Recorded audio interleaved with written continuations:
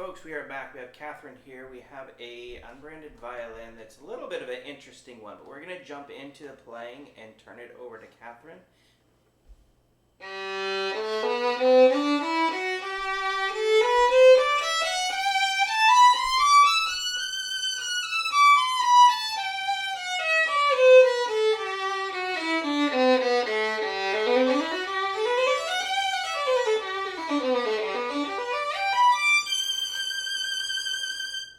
So, the big difference that strings can make. So earlier there were a different set of strings, and then like the diva I am, I threw a fit and demanded that different strings be put on. I'm just kidding, I'm not that much of a diva. But just from changing the strings, this instrument went from like this kind of clunky sounding thing to this beautiful, sweet, resonant, gut-wrenching sound.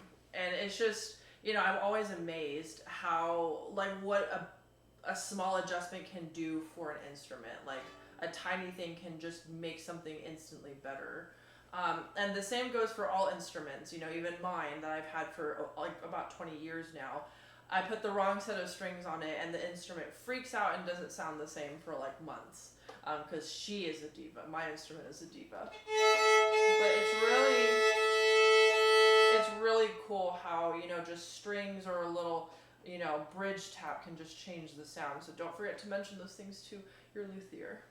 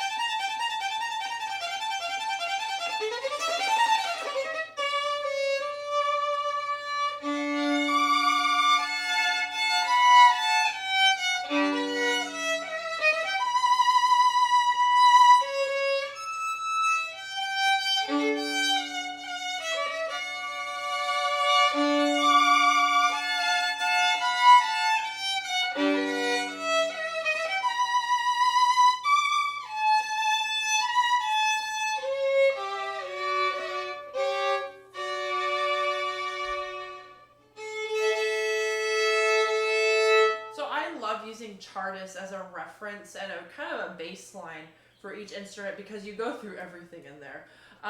Literally every test for a violin. Really strong contender for a balanced G string sound. There's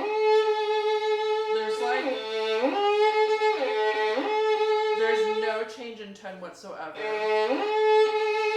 which is awesome. That's really, it's a big indicator of a great quality instrument for sure. Double stop sounded really, really good. And it had a very healthy sound and you could hear all of the double stops, which is, just what you, of course, want out of any instrument, really. But now that the A string is in tune,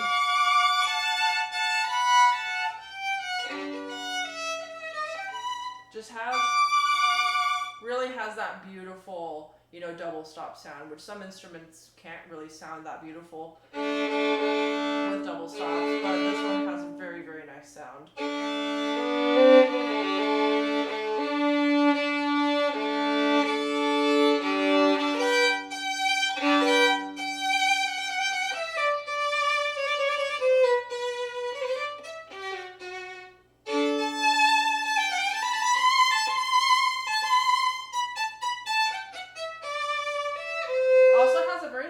crispiness to it, which is great. It really has, it really nails the head on a lot of, if not most things that a person would want out of their instrument. Has the crispiness, it has the articulation. If my bow had a little bit more rosin, it would be even crispier. I need to get a bow rehair desperately because it's not holding rosin anymore. But with a properly rosined bow, it would sound even crispier than that. I can hear it. My bow's kind of holding it back. And it has that just like beautiful, rich, sweet sound, while also being able to get kind of nitty gritty. And I'm going to test that in a second. But overall, it has an excellent balanced sound. Really, like, just very professional sounding instrument. Just from under my ear right here.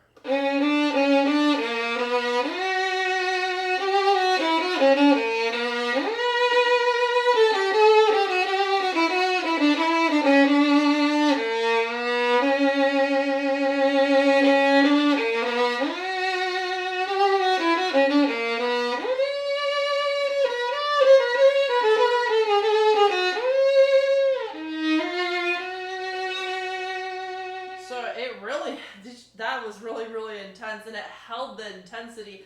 And sometimes with some instruments, when I get all the way up to that highest note, it just like caps out, and it's like, okay, bye, I'm done. I can't handle the sound. This one handled it amazingly. I would love to hear like a solo violinist up on stage with this instrument playing the St. Saëns Violin Concerto. That would be so cool.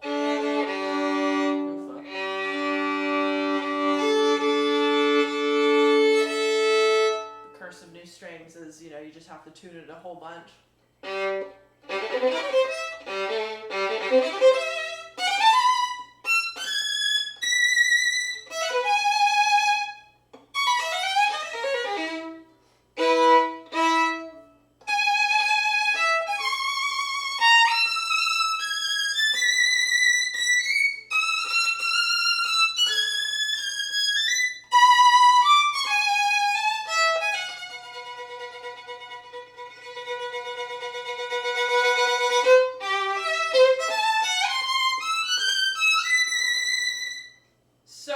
Now, I did not play that very well, but from the successes that I had with that excerpt, it has like it's just, again, I really want to compliment and highlight the balance of just having that stable tone going all the way from the G up to the E. We don't hear it go from like, muddy, bright. It's just clear from beginning to end. It's all clear, all just really, beautiful tones. I especially really love the quality of the sound up in the higher register. It's projective, it's clear, but it's not stabbing your ears. It's just a very healthy dynamic overall. And it does have a very good dynamic range as well. And again, it just doesn't get too loud to where you're like, okay, I need earplugs, because that's always not the greatest in an instrument when it's just too loud and it's just painful. But it has, this instrument is just, it's really, really lovely. It's beautiful and warm, projective, really, really well balanced, beautiful tone, nice and resonant, and it really, it harmonizes very well with the dominant pros, extremely well compared to the Kaplans that were on it earlier. Or not the Kaplans, excuse me, the Il Canones. And that's my favorite string. I love the Kaplans, but it just didn't work with this instrument. So always make sure to find the right strings for your instrument, because this one definitely found its pairing for sure. Now, of course, you can only hear so much through the phone screen. Make sure that you reach out to John to schedule a way to get this instrument in your hands so that you can play it yourself and enjoy all of the wonderful sounds that are coming out of this instrument. Awesome. And I may put you on just a little bit of the spot here. Just talking about the violin here. So it's unbranded. One person suggested it may have been, I believe, Rodier out of Missouri. But this violin, you can tell from the body, somebody is absolutely meticulous, a master maker, just by the shape of the F-holes, the fluting on the F-holes. It's oil varnish. Everything is perfect, edge work, gorgeous. The only issue with this violin is at some point the neck and the peg box area has been grafted. The graft has been done absolutely perfectly, What hasn't been done perfectly is the actual peg box and scroll area. Somebody used some sort of color or paint that was opaque so you can't see underneath. So that's its only flaw. If you're just looking for a great playing violin, I believe it's even a single piece back, this is it. But whoever did the repair did a phenomenal job. Just whoever did the touch up / paint on the scroll.